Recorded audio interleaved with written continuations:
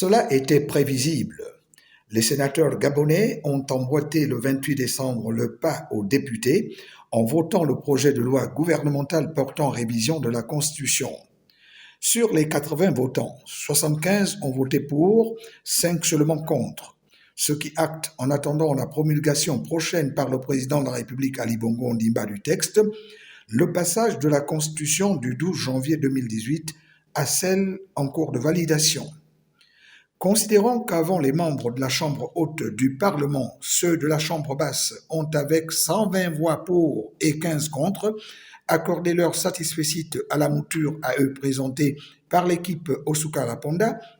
il est désormais plausible d'affirmer que le Gabon entrera dans 2021 avec une nouvelle loi fondamentale qui contraste avec la précédente sur 25 articles, sachant que la dite loi fondamentale en comporte 114. Entre autres concernés, ceux portant sur le renforcement de l'immunité du président de la République, l'assurance d'un intérim en cas d'empêchement ou de vacance du pouvoir par une troïka composée des présidents du Sénat et de l'Assemblée nationale, associés au ministre de la Défense nationale, la réorganisation du fonctionnement des deux chambres du Parlement et la nomination par le chef de l'État d'une partie des sénateurs. Le Premier ministre Rose Christian Osukara Ponda expliquait lors de ses auditions devant les députés et les sénateurs,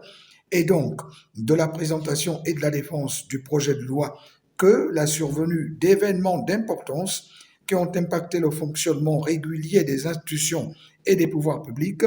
est à l'origine de la requête de son gouvernement auprès des organes compétents, dont la Cour constitutionnelle, pour qu'il dégage des solutions provisoires méritant que le constituant s'y penche pour se prononcer sur le fond et éviter au pays de s'exposer à une éventualité d'interruption de continuité de l'État.